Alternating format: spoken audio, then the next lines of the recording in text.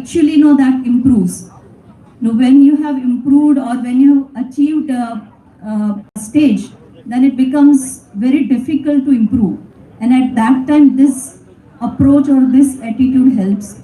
So that soft skills and hard skills, this combination is something I feel very, very critical to keep moving and keep progressing. Thanks, Mona. So hard skills, soft skills, mental strength. Yeah. Brother, if I can ask you, yeah. Thank you very much.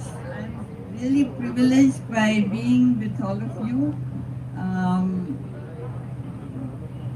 It's very difficult to say when did I begin to look at my career.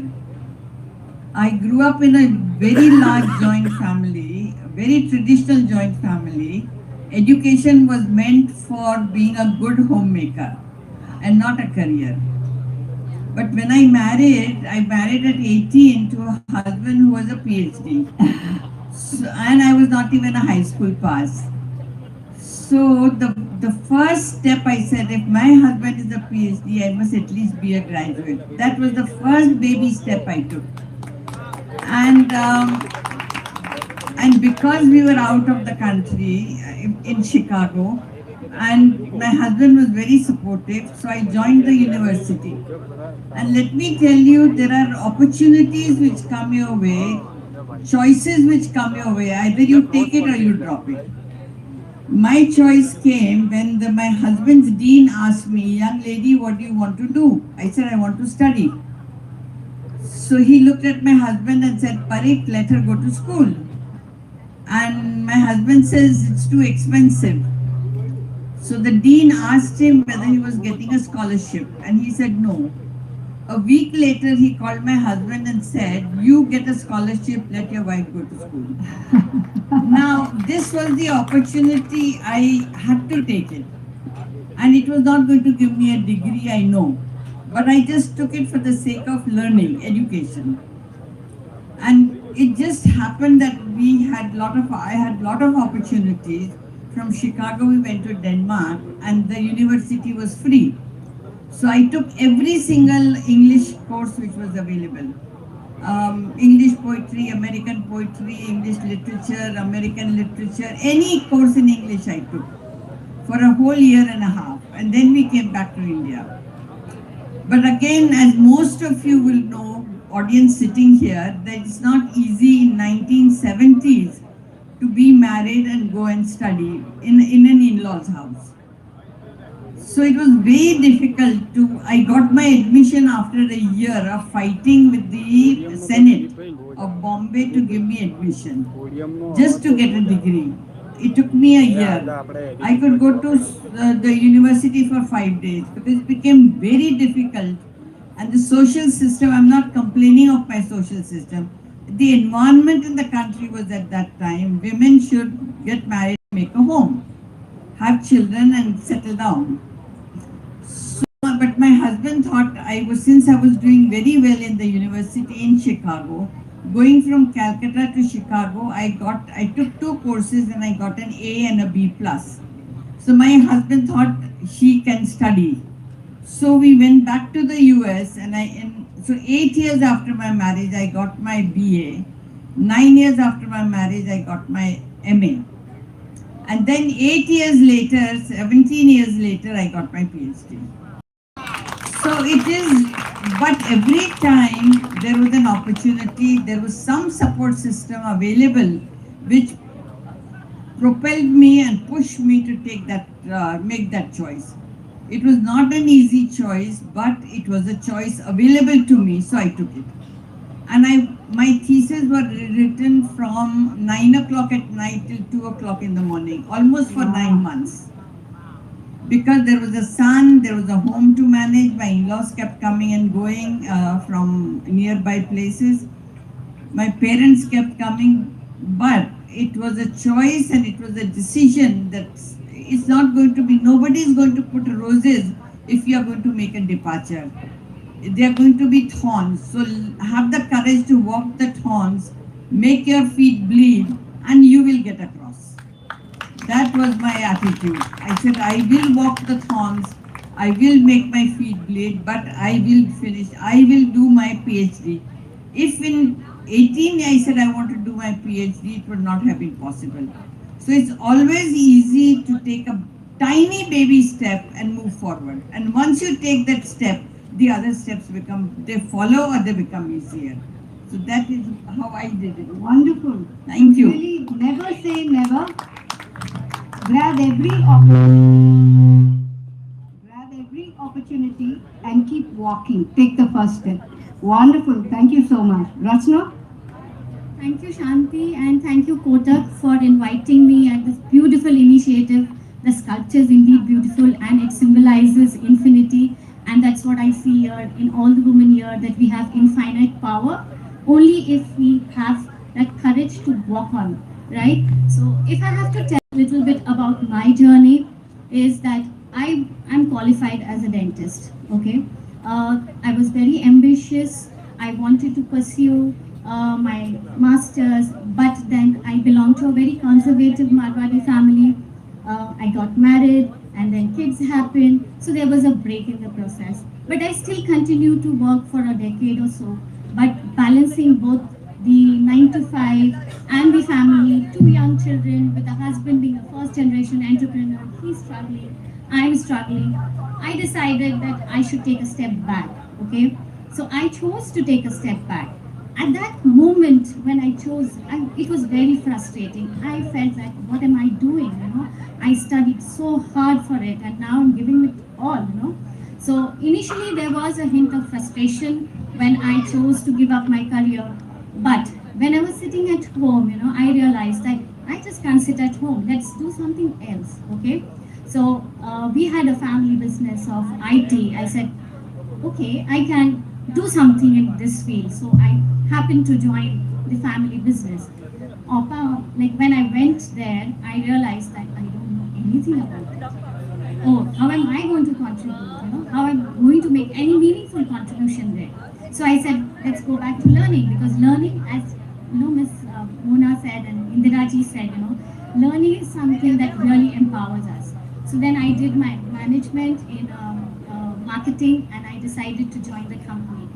So now when I'm saying this, in hindsight, when I look at it, I see that even if one door is closed for you, ladies, there is always another door that is always open for you.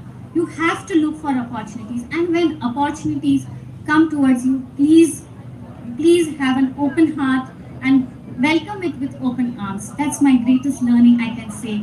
And as rightly Ms. Indiraji said, that baby steps is what you need to take. You need not achieve great heights at one leap, It's just that small, tiny efforts that you keep doing.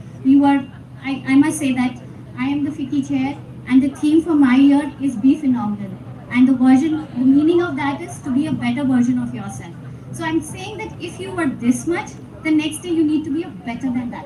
So that's what I say is my biggest learning. And that's what I would give my advice to all the ladies here. Wonderful. The common theme and spirit seems to be coming across from all these successful women is be willing to learn, be willing to change, and take the opportunity. That's also coming through in your story. Raju? Yeah, so a little bit of a similar path that Indiraji mentioned. 10 years down the line, after I got married, I did my post-graduation. And so while I was doing the post-graduation, of course, I have work. I was already working at Delhi College of Engineering and a small kid. And so when do I write the thesis? When do I do all the research? So time starts 11:30, 12 when the kid goes to sleep, and maybe 3 in the morning, 4 in the morning, and then the day starts once again at 6 or 7 is how the thesis happened. And so it was a very long and arduous journey. Of course, when you are being so brave and so assertive, everyone around you respects that, and that is where the whole world turns around and you get the power to go on. Then comes this time when, like, I said, okay, fine, now I want to do my PhD. So the world stops once again, and they say that, oh, not again, like all those nights and everything. But yes, it is, to the outsider, it would look as a huge struggle. From me inside, I was very empowered. And believe me, each one of you out there and here would agree that in each of those decisions, you feel so lonely at that point of time because it is only yours and your decision. You fail, you go ahead, you are brave. Whatever you do, the family will be there, but at the back, it's you up front. So this is where you have to internally be empowered. The entire force does not come from anywhere else. It's from within you. You do not have to break. And as everyone has said, it's not even about, oh, I want to reach there and this is my goal. It's all about, I want to do this, I am assertive. Be really very, very, very assertive, even in your family, in your profession. There will be naysayers, there will be doubts, there will be so many questions asked, and at some point of time, you would stall, you would get into those doubts yourselves, but get your mind clear, get your head clear. Do not be dragged down by doubts, is how I have fared so well. And then comes this whole issue, like I have been into a profession where there were always only males. It's an all male world. And so the all male world is also a different situation where everyone would be skeptical, many would be just waiting for you to fall, and that is where you work 200%, 300%, I don't know how many times percent, is when you get the whole confidence and the respect from your peers, from your seniors, and is how you move on, you move forward, and you feel that the support is there. The support has come because you were brave, because you were assertive, and because you were very clear in your mind that yes, I will move on, I will move upwards. And finally, all the great things that come to life are a lot of hard work. If you sit back to think, take a pause, you'll defeat yourselves. So thank you once again for listening me out, and thank you. Wonderful, wonderful. So the inner strength of women is coming through all of this. The confidence, the struggle, the mental strength, and the aim to go on. Wonderful. I want to ask you all one question, and Monaji, we'll start with you. You know, this evening is about financial empowerment and women. And, you know, we've seen it as we move around the country that it's not easy. You know, women reach heights, but they're still scared about finance. Your own views about women, financial empowerment, and, you know, what's it when you think about it? Thank you, Shanti. Actually, you know, the sculpture of silk, Kotak silk, something very, very particular but very common is the curve. You know, it's going up, down, going up again, coming down again. So, you know, that actually indicates a journey of women in general or of any person. But the thing is that the woman, or I mean the lead character, is always looking in front and not looking behind what is happening, what is going up, what is going down. So I think that is very important. Financial independence means a lot. It gives a woman a lot of strength, lot of confidence. I remember when I got my first salary, it made a lot of change in my life, in the sense that that day I felt that now I no longer need to ask for money from anyone, either from my father or my husband. In fact, that day I was competent enough to take care of myself, and I was also buying gifts or other things for my family members. So, I mean, the day I received my first salary, actually, you know, changed my entire perspective. It gave me a lot of confidence. And it's not only about myself, but I feel so inspired even if I remember what I was a part of a project, or I led that project before 20 years, in a tribal district of Dangs, where it was a zero industry district. The women, the tribal women, had such a lower position in the family, in the community. They were merely treated as assets, and men had several wives just so that the wives can do the work. Their children never tasted milk, and we were flush with money because it was a tribal, 100% tribal district. Everybody was pouring in money, but nobody knew what to do. And then I thought, let me explore the options, and I met, the dairy cooperatives and NDDB and everyone. So they all first said, no, we have tried twice, it failed thoroughly, we have burnt our fingers. But then, I had to convince them that we need to do that. And after a lot of study and survey, we decided that let us have a women cooperative and let's do it in a very thorough manner. We should not be very ambitious. So we just started with 7 villages and slowly just started with 700 liters of milk a day. And we kept on working. There were stringent timeline, otherwise the project could fail.